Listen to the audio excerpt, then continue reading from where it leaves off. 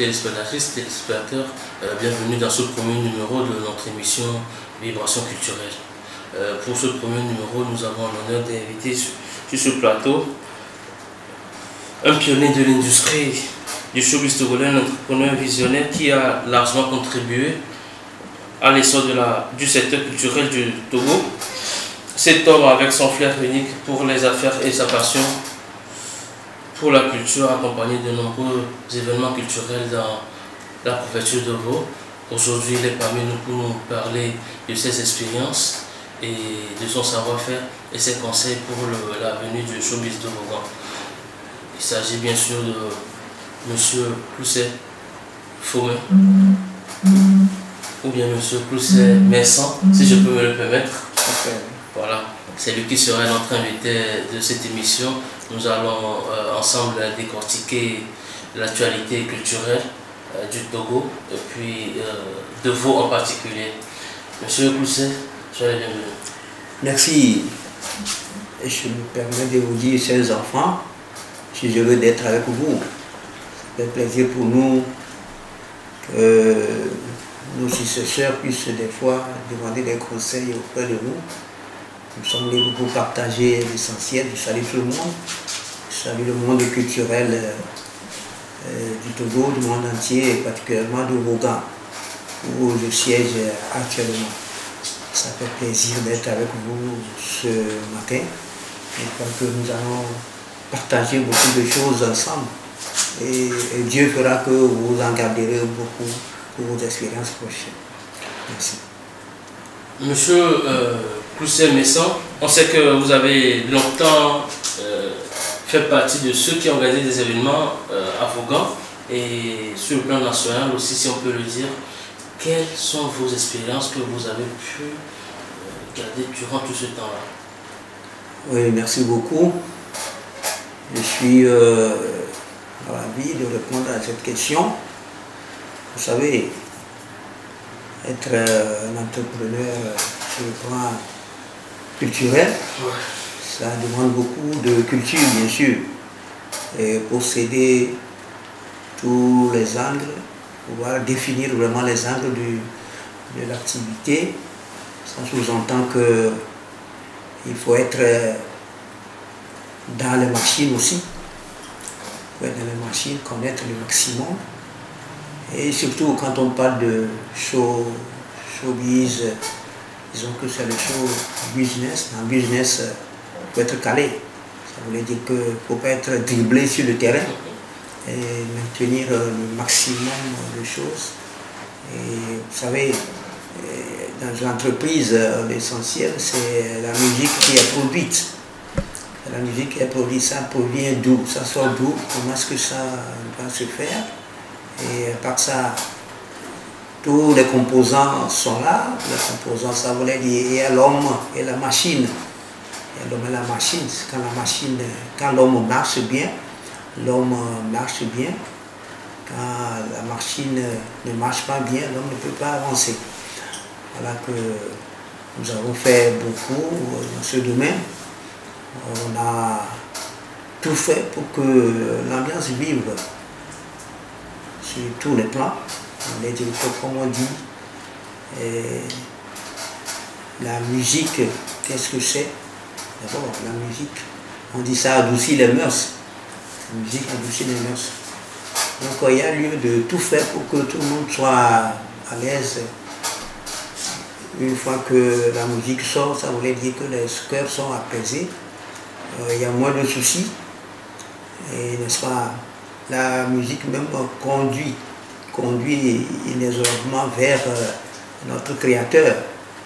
Et quand on pense déjà que Dieu est là, le Créateur est là, pour veiller et que nous passons par la musique, on peut avoir une solution, tout ce que nous voulons faire. Donc tout ce qui s'est passé durant ma carrière, je crois que je me réjouis aujourd'hui. Peut-être que c'est la musique qui a fait que je suis encore en vie aujourd'hui. Parce que je bois ça, je bois la musique tout le temps. Quand on boit quelque chose qui te fait plaisir, tu n'es pas ça ne te gêne pas, il faut le voir toujours. Donc je continue dans ce sens-là. Aujourd'hui, monsieur Messan, comment décrivez-vous le showbiz togolais aujourd'hui? La situation du showbiz togolais, est-ce qu'aujourd'hui, c'est ce que vous avez vécu par le passé, ou bien il y a un changement, il y a une évolution, ou bien il y a une régression? Oui, je crois qu'on peut comparer que deux choses. Il y a le passé, le présent et, n'est-ce pas, parler de l'avenir.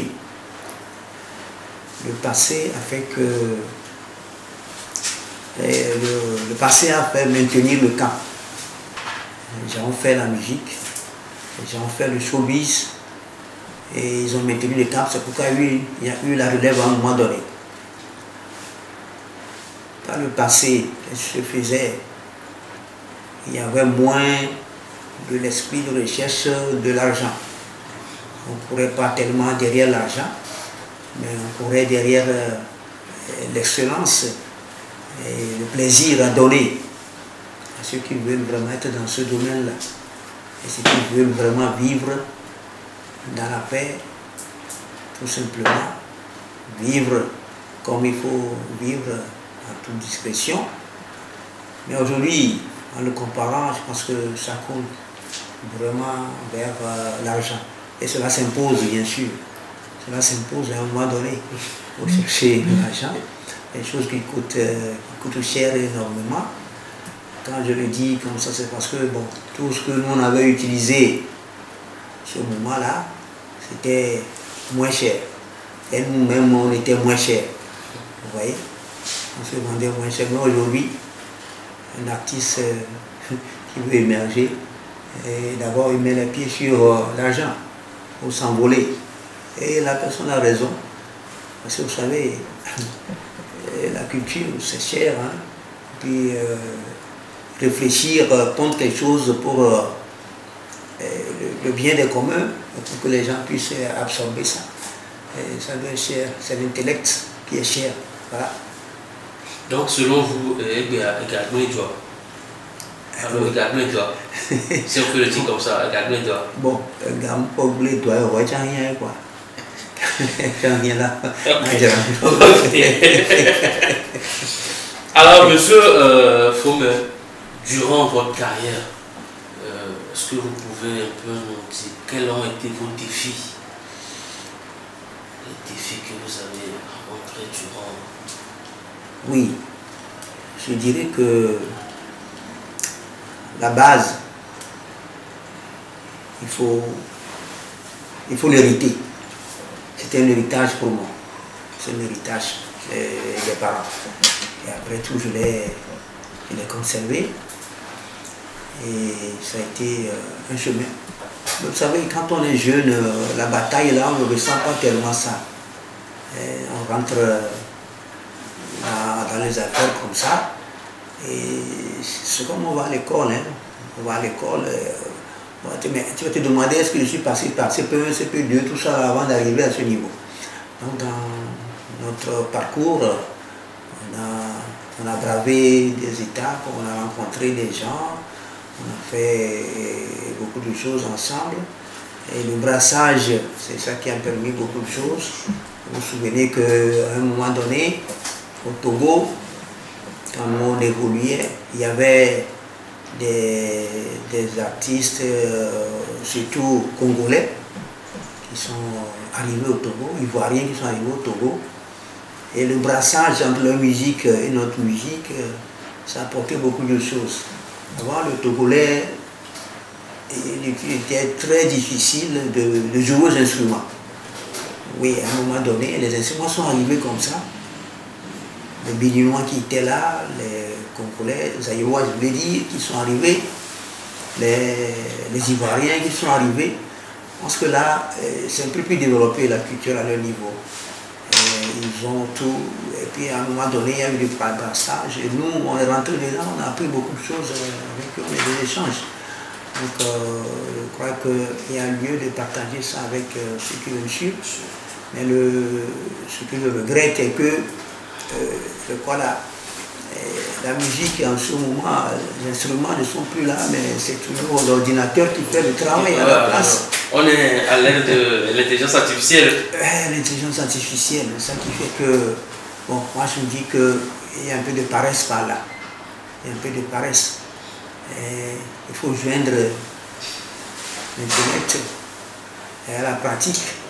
C'est ça qui fait que nous, on ne souffre pas trop de cela, mais c'est ceux qui veulent le faire aujourd'hui qui vont en souffrir. Parce que l'appareil peut à un moment donné refuser de travailler.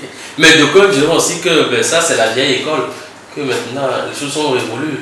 Il faut aller vers le développement, donc il faut choisir l'intelligence artificielle et essayer de ne pas trop se fatiguer avec l'ancienne école où l'école est obligé, ou bien l'ingénieur de son est obligé de taper le tam-tam, les pianos, tout ça là. Vous savez, l'intelligence artificielle, ça crée le chômage. Vous voyez ça? Ça crée le chômage. Ça voulait dire que avant, on pouvait te demander de venir servir et tu es payé. Vous voyez, tu joues ici, samedi, tu joues là, dimanche, on te paye parce que tu sais le faire. Aujourd'hui, quand l'ordinateur est là, est-ce qu'on va encore t'appeler pour venir prendre quelque chose et faire une prestation?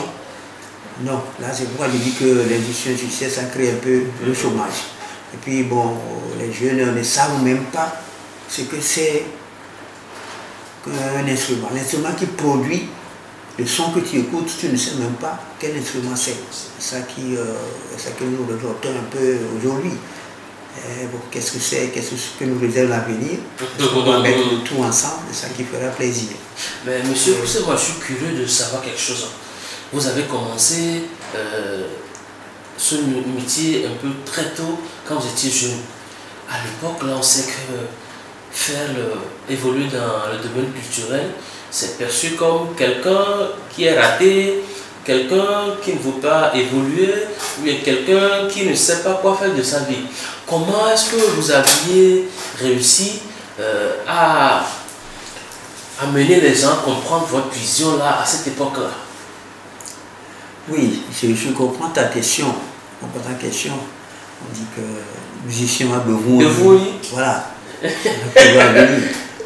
Vous savez, nous, on était encore sur les bancs. Puis encore sur les bancs. J'imagine un peu. Oui. On était sur les bancs et on a commencé petitement. Et puis vous savez, le garantie est qu'en ce moment, on permettait les semaines culturelles. Les semaines culturelles, qu'est-ce qu'il fallait faire? À part les danses, la tradition, tout ça, là, il y avait aussi des récitals qu'on faisait. Vous voyez, on faisait les récitals sur le plan scolaire. Les établissements faisaient. Et si toi tu es bon dans ton éducation, on te cherche pour un établissement pour aller prester là-bas. Mais je ne sais pas, quand Dieu veut, quand Dieu veut, tout réussit, tout vient à point nommé. On a réussi parce que à l'école, on ne ratait pas. On était aussi bons sur les bancs. Et il y avait des Boris, c'est un musicien. Le professeur dit, mais ça c'est nos musiciens, il faut les aider en tel sens. On faisait des cours supplémentaires et on ne nous punissait même pas. On vient en retard, mais on ne nous punissait pas. Parce que nous faisons l'honneur de l'établissement. Et c'est encore la musique. Et je remercie beaucoup le temps où les ministères privilégiaient les semaines culturelles et tout était dedans. C'est ça qui a fait que nous avons évolué. Les parents étaient là, eux-mêmes venaient suivre. Quand tu reviens à la maison, c'est mon fils qui a fait ça. Tu vas chez lui au service, c'est mon fils. C'est lui qui a presté hier au récital de temps en temps. On allait même au palais des congrès pour aller jouer. Et puis ça se passait comme ça. Mais aujourd'hui, on a l'impression que quand un jeune veut s'aventurer dans le monde du showbiz, les parents le perçoivent comme un beau tapaudier. Pourquoi à votre époque, vous n'avez pas subi de ces préjudices-là et qu'aujourd'hui, les jeunes sont en train de subir ça?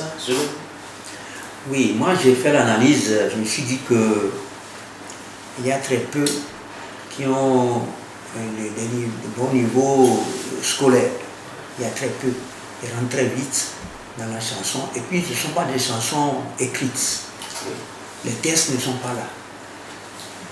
Les gens inventent tout de suite. On voit et puis bon, l'inspiration vient, on le fait. Mais pouvoir écrire ça, les textes qui peuvent faire que le parent comprend quelque chose dans ce que tu es en train de dire, c'est ça qui fait que disent que ça continue, que c'est beau. Mais ce n'est pas beau. Vous savez, l'intellect, c'est de la richesse. Il faut que les parents comprennent, je les exhorte à comprendre aujourd'hui que l'enfant qui commence comme ça, il vaut mieux l'orienter, l'aider, à le faire comprendre, le faire assister par quelqu'un qui a plus d'expérience dans le domaine. C'est ça qui va faire que il va faire quelque chose de très bon. Vous savez, il ne faut pas faire du gâchis intellectuel de l'artiste. Hein. Celui-là qui commence pas à chanter sur un artiste, c'est Dieu qui lui a donné ça. C'est Dieu qui lui a donné, il doit pouvoir toujours continuer avec l'appui et le soutien de ceux qui savent, qui lisent en même temps la personne, c'est ce qu'elle est, je veux dire. Aujourd'hui, beaucoup d'artistes se plaignent que leur musique ne le fait plus vivre en fait, parce qu'ils ne gagnent pas, ils ne sont pas en train de gagner de ce qu'ils sont en train de produire. Ils chantent aujourd'hui, la musique aujourd'hui, pour faire vraiment une bonne musique, il faut dépenser. Mais le retour n'y est pas. Est-ce que vous pensez que c'est parce qu'aujourd'hui il y a eu décalage? Parce qu'aujourd'hui les jeunes n'ont plus trop l'appréhension de cet entrepreneuriat là que vous aviez eu à l'époque où vous vendez votre savoir-faire, ou bien c'est parce qu'aujourd'hui le monde d'aujourd'hui n'est plus trop culturel selon vous? Non, là je voudrais dire que la jeunesse, comme je peux le permettre de le dire, la jeunesse cherche un peu trop vite. La jeunesse va un peu trop vite en besogne. Vous voyez ça? La jeunesse va trop vite en besogne. Je vais vous donner l'exemple du grand artiste Jimmy Hope. Je vais avoir une idée de ce bonhomme. Oui. Paix à son âme. Paix à son âme, bien sûr. Lui, il a démarré comme artiste. Il savait que chanter. Mais à un moment donné, il dit qu'il va jouer aux instruments. Il a commencé par jouer aux instruments. Et finalement, il a cherché le domaine dans lequel il peut être accepté. Donc, il a épousé le style anglais. Vous voyez, le style anglais. Vous savez, le style anglais est plus vendu.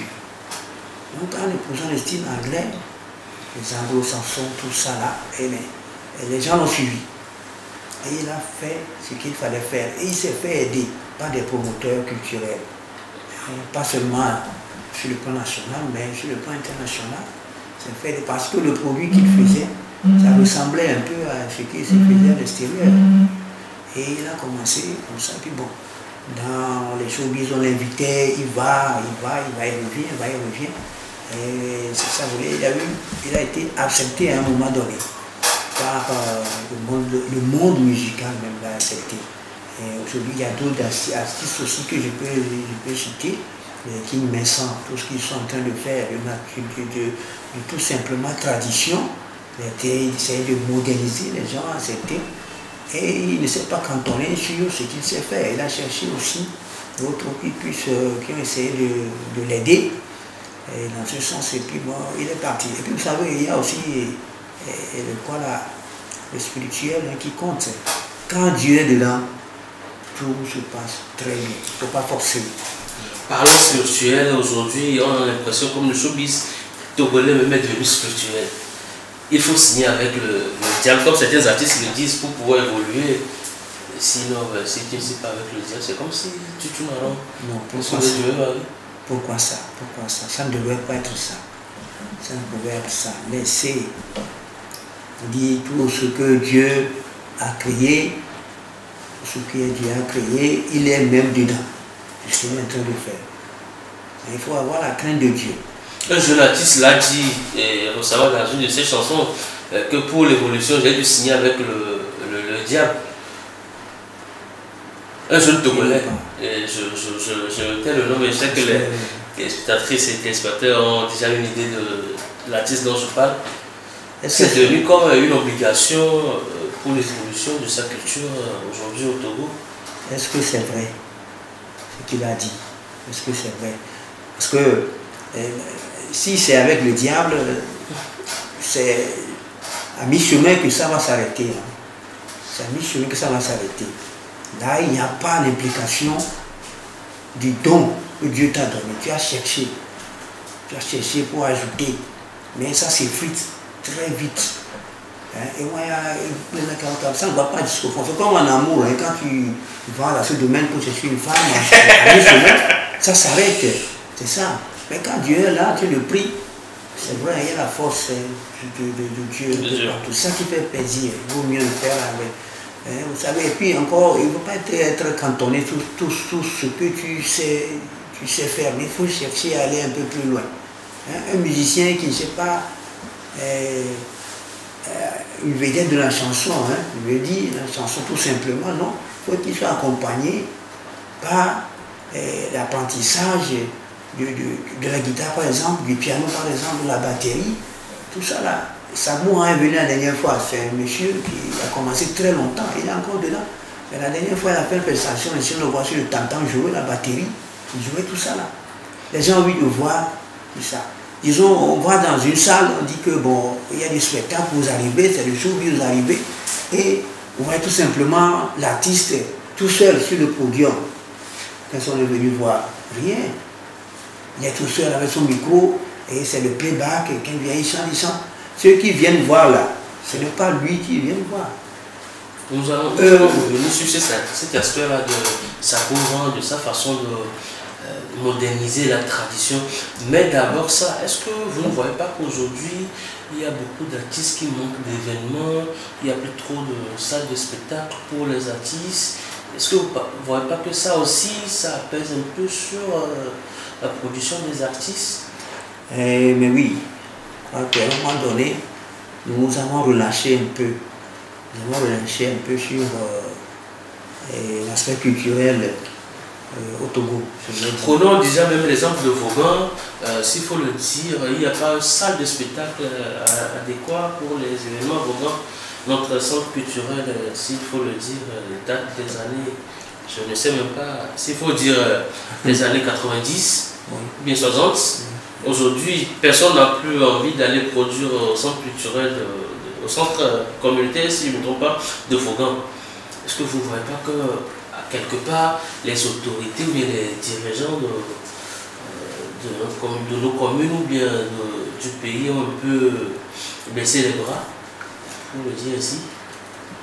Oui. Bien négliger même la culture? Vous savez, qu'est-ce qui a amené cet aspect-là?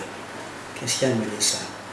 Parce que les gens, à un moment donné, se sont cantonnés sur leur position. Parce que, chemin faisant, ils ont été blessés à un moment donné dans ce qu'ils sont en train de faire. Mais quand je le fais, que personne ne reconnaît pas, ça décourage aussi un peu. Vous savez, quand tu as parlé du centre social tout à l'heure, j'ai dit que le centre social, ceux qui avaient dirigé ce centre-là et qui savaient l'importance, ils sont partis. Ceux qui sont venus aujourd'hui, est-ce qu'ils savent que ce centre-là, tout ce qui peut être là-bas, ils seront impliqués? Absolument pas. C'est un centre qui pouvait faire beaucoup d'argent. Ce n'est pas seulement les chambres, voir aller se coucher, absolument pas. Non. Mais les lieux de spectacle, ça a été négligé à un moment donné. Est-ce qu'il faut quelqu'un qui apprend la valeur de ce truc-là pour être placé avant que cela ne soit un truc qui va fructifier? C'est ça que nous sommes en train. On se pose beaucoup de questions par rapport à ce centre-là. Mais à un moment donné, c'est l'éveil des consciences. Ça va venir un jour.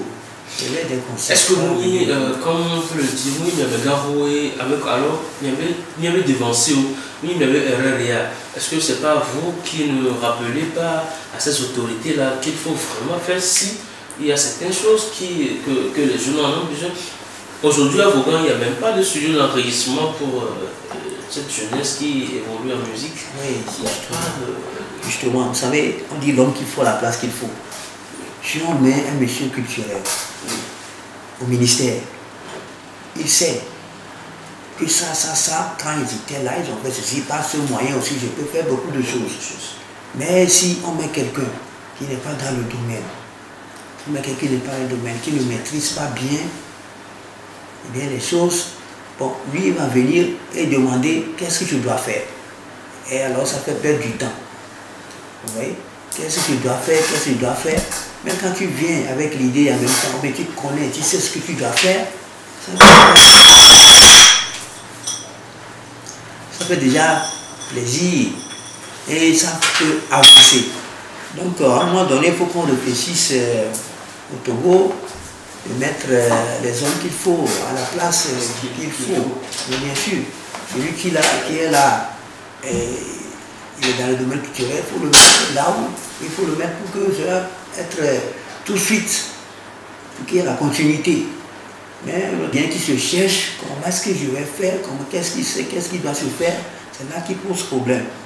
Donc moi j'exhorte les autorités à penser en ce sens, de rechercher ce qui peut faire l'affaire. Disons que si nous mettons celui qui, disons,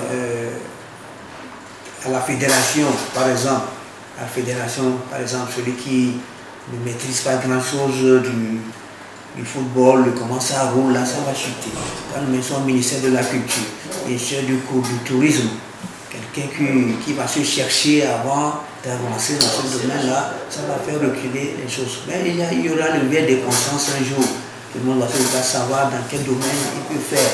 Est-ce que un jour là, ça ne ressemble pas à la venue de Jésus?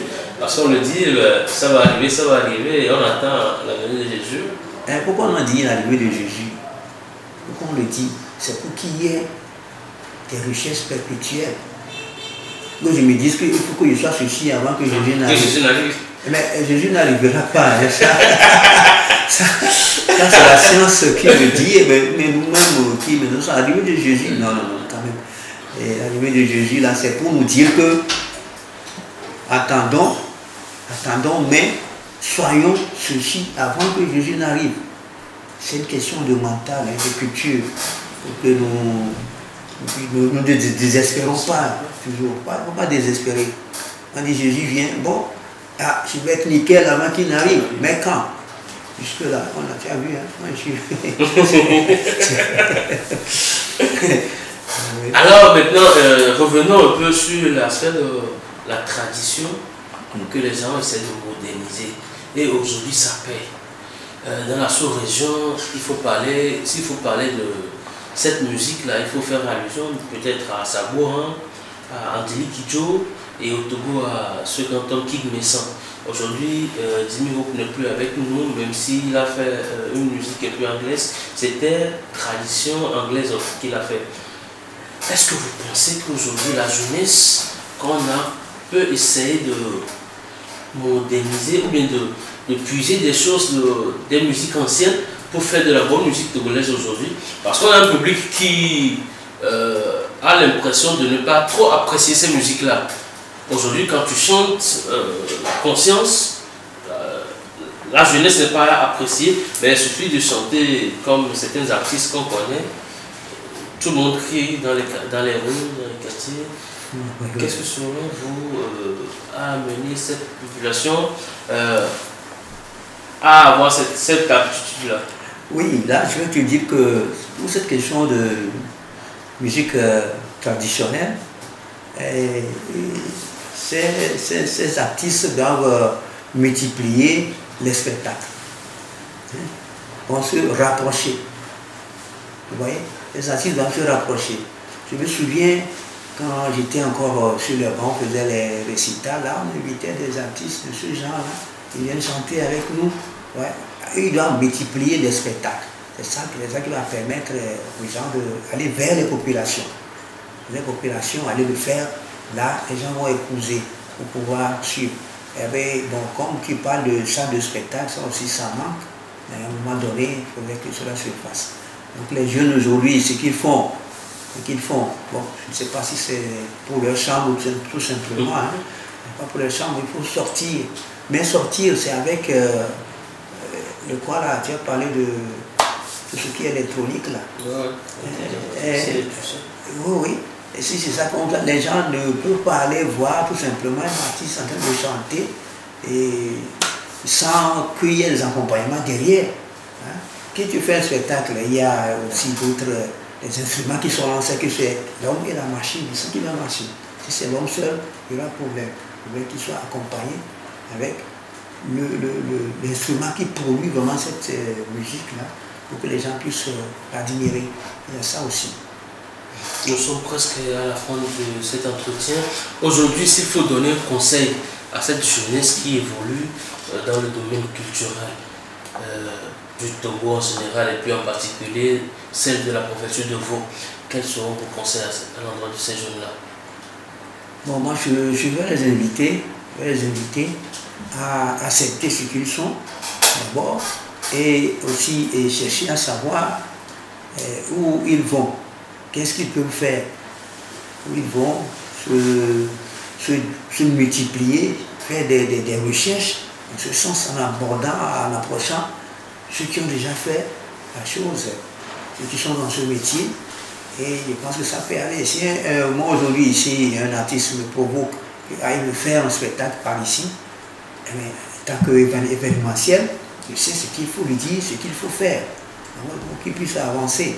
Vous savez, pour ne pas tomber sur celui-là qui, c'est maintenant qui va se chercher, nous dit, ah, dès qu'on est, il faut le faire, tout ça, là. Quelqu'un qui ne sait même pas faire un projet pour faire tout ça, là, qui va chez lui, qu'est-ce qu'il va te dire? Absolument pas. Il faut faire des projets dans ce sens. Hein, tout ce qui est exécutoire, vous allez le savoir. Hein, les objectifs spécifiques, et tout ça, là, il faut prévoir ça. Et quand tu proposes ça à quelqu'un, il va pouvoir accepter, te dire, il va te financer. Il faut des projets, c'est ça qui est très important. Ça va.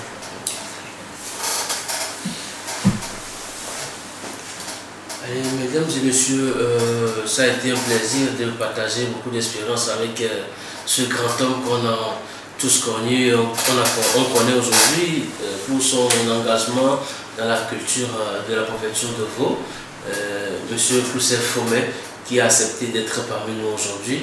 Nous le remercions pour ce temps perdu, même si ce n'est pas perdu. Nous le remercions d'être passé sur ce plateau pour discuter de ses expériences et puis de nous avoir prodigué de ses conseils. Nous vous retrouvons bientôt pour le numéro 2 de cette émission. Merci. Merci.